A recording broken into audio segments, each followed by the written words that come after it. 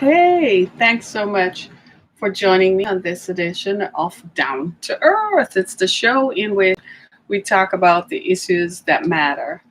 And today on our show, we're going to talk about how computers are creating fake people who look real. Like people look real, but they're actually made by computers. This is a little bit more about artificial intelligence and about fake imagery that comes from facial recognition, but how these images are so real that not even facial recognition could distinguish that these are not real people.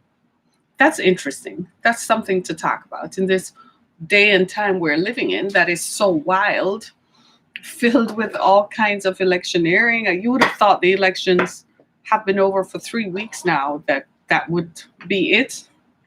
Here in Michigan today, being the 23rd of November, the elections are due to be certified. So we look to see what will happen, and we look forward to that so that this debacle can end and we can get back and get on with our lives. In the event that they don't certify, then that's going to pose a problem. So we wait to see what happens. But in the meantime, though, it's Thanksgiving. And Thanksgiving is going to look a little different this year. Very, very different. In fact, the CDC is recommending that we don't get together outside of the people who live in our households. That's going to be a challenge for a lot of people. And I know a lot of people are not going to adhere to that. I hope you do, and I wish you will, because studies are now showing that a lot of events that we took for granted in the spring and the summer, weddings, family get togethers that we know we shouldn't have done, but we still stubbornly went ahead and did anyway. We're now finding that those events have proven to be super spreaders. Get togethers at churches, we go to church because we still feel like, oh, nothing is going to stop me from worshiping God.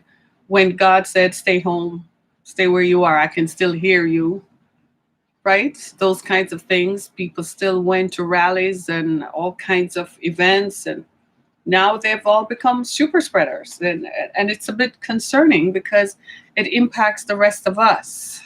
It threatens all our lives because we don't know for sure what will happen. And it's a matter of something when you see it like that, because we want to be able to make sure that things happen as they seem. You know, I am beginning to think that we don't value life as much as we should. We should value life. I mean, think about it. What isn't value? We don't value life. And somebody was saying that we need to pay attention because if we don't go to Thanksgiving this year, then we perhaps will have the opportunity to live.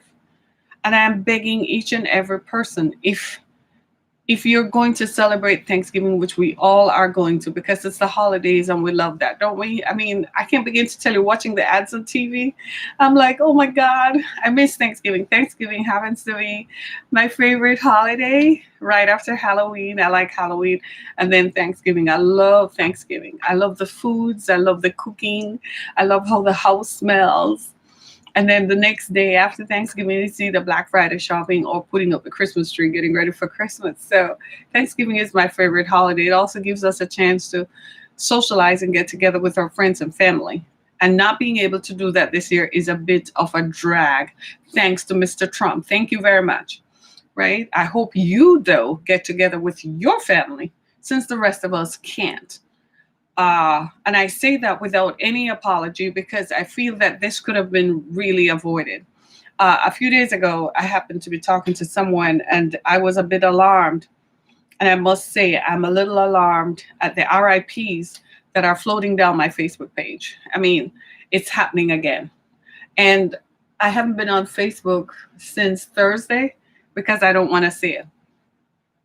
Because too many of our family and friends are losing their loved ones. They're losing their relatives, their uncles, their aunties, their fathers, their mothers, people who mean the world to you, who are irreplaceable. Let's just put it this way. And this segues into the topic we're talking about today. People are irreplaceable. Let no one fool you into thinking that human beings are replaceable. Human beings are not disposable, and human beings are not replaceable. I know in this day and age, we think that, and this has nothing to do with going for a job. They can always find another human being to work that job. That's a position. But the person, once you are gone, you are gone. You, the person, in your skin, in your context, in your personhood, will not exist once you're gone. And so we find that because of that, we want to make sure that we stay together. So, my brothers and sisters, my friends, I am begging you, please, this holiday, please just stay together. Can you? Can you just stay together? Yes. Can we just socialize with the people in your own household? So you might be saying, well, Harriet, what if it's just me in your own household? Well, do a Zoom one with the rest of us, all the single people out there. Just let's all get together in Zoom, or do it with your family and friends and eat. You can even cook the food and ship and send it the next day. Or you can simulate it and just sit there and imagine that you're talking virtually. If you don't have Zoom, you can do a Facebook Live and be a closed group and invite your friends and your family to participate. Okay? But please, I'm begging you all, stay home and stay safe. Wear a mask. If you have to go out and do your Thanksgiving shopping, do not go out on Black Friday. Do not let those be super spreader events. I can't believe I'm saying that to you. To be honest with you, friends, I'm telling you the truth. Last November, this time last year, if you had told me that we would be sitting here talking about Thanksgiving like this, I would have told you, get on out of here. There is no way that any of us could conceive that this Thanksgiving would find us the way that it is finding us today. And so I just want to say to all of us that we need to be mindful that life is irreplaceable, that we need to take care of ourselves and take care of one another. We need to be able to find common ground and understand that this is not about your civil rights being taken away from you. This has nothing to do with that. This is just common sense, good health practice. So please stay away so that we can live to have you for Christmas and that we can have you next Thanksgiving. I wish that I had my mother with us this Thanksgiving. We don't have her. But I'm kind of glad she's not here because COVID would have ravaged her. COVID would have ravaged her body. So in a way, it's a twofold blessing.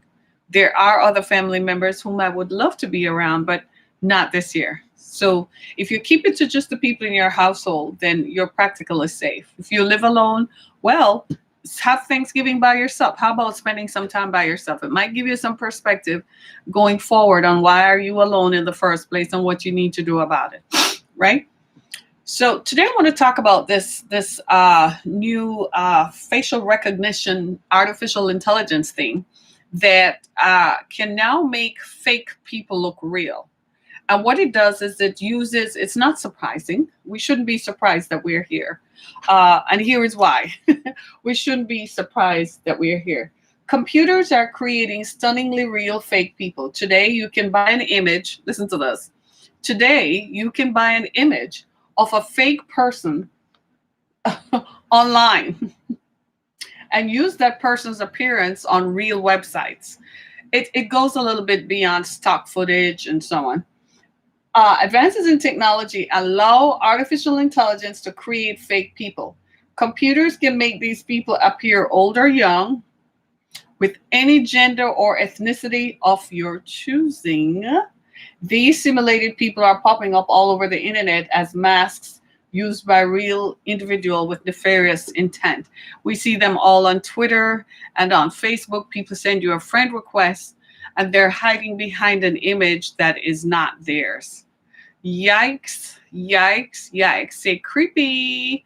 Very, very creepy. Ew. How much more creepier can we get as human beings? Seriously. but it happens. So this computer simulation creates fake people. So here you go. You go on a dating app. That's my thing. You go on a dating app and you see a profile of someone you think you like. So you engage with them, whether I don't know how dating apps work. Do you send them a friend request or you swipe to the left, swipe to the right? I don't know. Say you swipe to the left and you choose this person and you agree to meet up somewhere. And then you find out that this person is actually not a real person. The person who shows up looks different from the image. Creepy. I'd be out of there in no time. First of all, I don't believe in online dating. I do not believe in it. I don't care how many millions they pay people to say it's, I'm not doing it. And the second thing about that is you people can software. I looked at how these simulations work, and I was like, it is pretty authentic. I mean, human faces are not. We tend to be individualized. Our faces are not perfect. There are very few of us who have perfectly symmetrical features. There are very few of us whose eyes, for instance, are in the exact center of our heads. Sometimes one eye is a little bit different from the other, right? Sometimes one eyelid droops more than the other. Our noses look a little different in profiles. Our lips, our mouths, our teeth, even our cheekbones, our chins. So we're not, human beings don't come perfect unless they have been to Dr. Miami or Dr. No No, who performs certain surgical rearrangements. I would like to call it certain surgical rearrangements. And I'm beginning to wonder, where is this going? Are these simulations designed to replace people? In other words, what I'm saying is the robots of the future will look human, and the robots of the future are not going to look robotized. So forget iRobot. That's not what robots are going to look like. They're going to create robots that look like real people, dress like real people, act like real people. Then are you going to need human beings? So companies are not going to need people to work. People like Jeff Bezos and so on are going to say, well, he's currently using robots and some of the assembly line activities that they do, because robots don't have back pain apparently, and robots can twist and turn and move at 13 seconds per whatever at Mr. Bezos. But in the long term, though, are they going to replace people with robots like in human resources? Certainly in sales, they will. So we already answer the phone and talk to the automated attendant. That's been going on for almost 20 years now, annoys the heck out of all of us, but that happens. But what about dealing with a person? So I want a housekeeper. You're going to send me a robot, but the robot is not going to look like a robot. The robot is going to, I can go into the simulation and I can choose the face of the housekeeper that I want. So what about in choosing a spouse? You say you want to have sex with somebody. And you know how some people say, well, hey, that would work for me. I don't really want to have sex with humans because then I don't want to be ultimately liable for their emotional feelings. Okay, so you go choose a robot and you choose the gender and ethnicity of the robot that you want. Isn't that shocking? I think this is something that we need to look into, because are they going to kill off all the humans on the earth and replace us all with robots? How are they going to continue? So they wouldn't need, guess what? They wouldn't need women, because women are necessary to the continued development of the species. So what would they need? They can use robots, just keep creating robots. Then the robots will become intelligent enough that they will take over from the humans who develop them. I can't wait to see that, because some people that needs to happen. I wish they could, let me stop talking, because I might get into politics here and I don't want to do that. I just want to talk about this robot thing taking over. So here in Detroit, for instance, earlier in this year, a man named Robert Williams was arrested because of facial recognition software that placed him at the scene of a crime when it had nothing to do with him. Naturally, he had to hire a lawyer to defend him to prove that he was not at the scene of the crime. What we have found is that the people who create these software programs have biases. These people are just like human beings. They're human beings. So they come with their own implicit biases. So when they were creating the software, for instance, I read about one at Google. Google did not put into the software that people of dark skin exist on the planet. So when the software was regurgitating dark skinned people, it called dark skinned people gorillas, because when they placed the image of gorillas in there, gorillas had dark skin. That's implicit bias. Now you have facial recognition software. It was not designed to distinguish the features of people of color, because the people who created the software are white. So they based it on white faces or lighter skinned people. So let's say lighter skinned people, some are white, some are white being the extreme. Then there are different shades in between, right? So now you have this software that exposes prejudice. This is why here in Detroit, for instance, there was such an uproar against using facial recognition software, because it did not take into consideration the variances of people's skin texture and people's skin color, particularly. So you just see a dark skinned person, a brown skinned person, and all of a sudden everybody is a criminal, because the way the system is designed, it is designed by people who have implicit biases, and people who for whom color is a variable, the only variable being white. I think we all have issues with that. And I think if you're going to, if I were in a company and my company develops the software, or if I were in a company, I'm going to ask some questions. And I'm asking questions right now in my capacity as a human being on the planet. If you're going to do one on me right now. Show me what my face would look like on simulation. The software does not allow me to. I don't know if there's one that you can create an app on your phone that could simulate what you would look like. I think they've been, and this is what we all don't understand. We've all been kind of contributors to this, because when they were floating these ideas around, we all participated in it. These simulations that you get on Facebook. What will you look like in 20 years? What will you look like in 50 years? How do you look? How old do you look? These are all facial recognition software. These are all simulations that are designed to gather information. They're gathering information and store it into a database about what people's faces look like. So the computers have matching scenarios. So if they say, well, the person was tall, dark, handsome, then they say, okay, well, there's so many variances. How dark? Are they swarthy complexioned? Are they browner? Are they light brown? Are they chocolate? You see what I'm saying? So they have all sorts of color variances. And all these simulations that you've been playing on Facebook, that's where all of this comes from. That's how they know what we will look like. That's how they can do the aging scenario. We all must realize that, right? When the FBI used to feature what children would look like 2 years from now and so on, that was facial recognition. That was the developmental stage. What they were doing was playing with the software to see how it can go. Now they are not just playing with it, it's done. Now they can actually say, this is what the software looks like, and this is what it will do for you.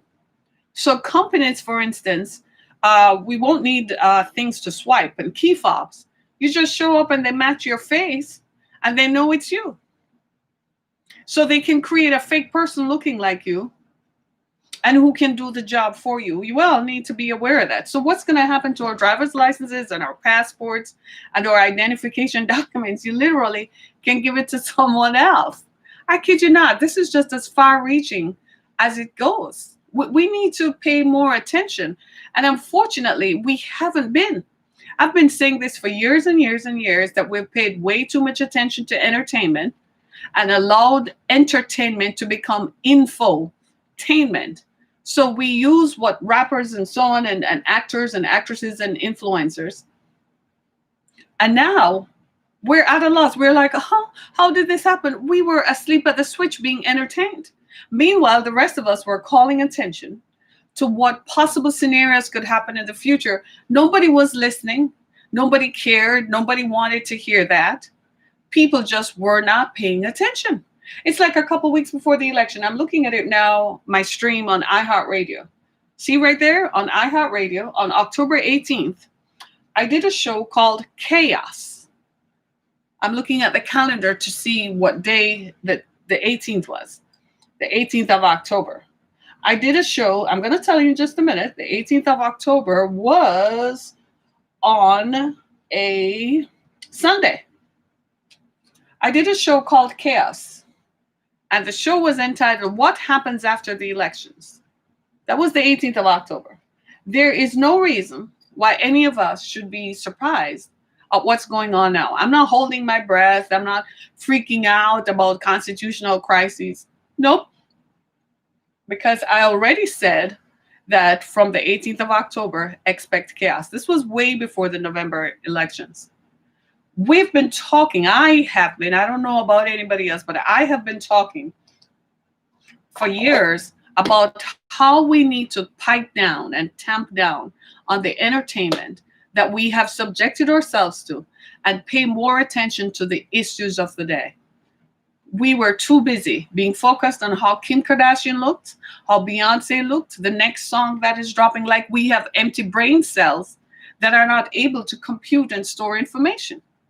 And yet, here we are today, where they've created a facial recognition program, a software program that can mimic what human beings look like, so human beings will be replaced.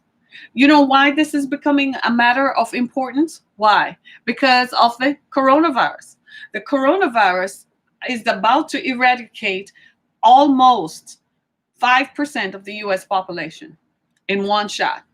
By the end of this year, they say we will average 3,000 deaths per day. That means we will get to 500,000 people killed in 1 year. If that is not damning and damaging, I don't know what you are thinking about. Just think about it. So if someone wants to kill people off in the future, all they have to do is create a virus that's as damaging as the coronavirus, slow down the government's response to it, and guess what? You have killed off 10% of the population. So who is going to replace the people who have been lost? Because initially they said it was just attacking the elderly. Well, we need elderly people. We need our grandmas and grandpas because they're not just sitting in a nursing home. They work so that we can have Social Security. They work so they could leave an inheritance for their children and grandchildren to have. They work to pay off student loans. Hello. They work so that we could have access to student loans. Hello, somebody. So now, who is going to replace the people who have died? So you want to show that we're not a nation of youthful people. So my generation, Generation X, we're about to become the next group of older people because the boomers, the people, the pre-boomers are dying. The boomers are dying. So it's Generation X who all of a sudden are going to arrive at the top of the age supremacy. We didn't want that. I'm not ready for that. I'm not there yet. We want the people who are in their 70s to stay there so we gradually, it's a graduated process, we gradually get there. So now what are they going to do? To simulate elderly people, they're going to use a facial recognition software that is going to simulate people who are elderly because we just killed off almost 5% or 3% of the US population. This is dangerous. And it is so dangerous, none of us should sleep at night. We should start asking questions about these companies. How do they obtain funding? How do they obtain licensing? How are they allowed to operate? Which senators, which Republican leaders, which congressmen and women on both sides, Democrat and Republican, who are these people who are allowing these people to stay in business? Because what this is going to do is simulate people. Pretty soon, you won't know it's a robot flying the plane you're on. You won't know it's a robot cooking when we do go back to restaurants. It will be a robot teaching in classrooms who looks real and sounds real, who will damage you and tell you, I'm here until 3 p.m. I need to be logged in and recharged at 4 p.m. It will be robots driving. It will be robots at the toll booths. It will be robots who appear as police officers because they're invincible. They can't be bulletized. They can't be damaged in a car accident. It will be robots taking over. iRobot, that was a movie. This is a clear case of life imitating art, not the other way around. And this is dangerous. And we need to pay attention to this.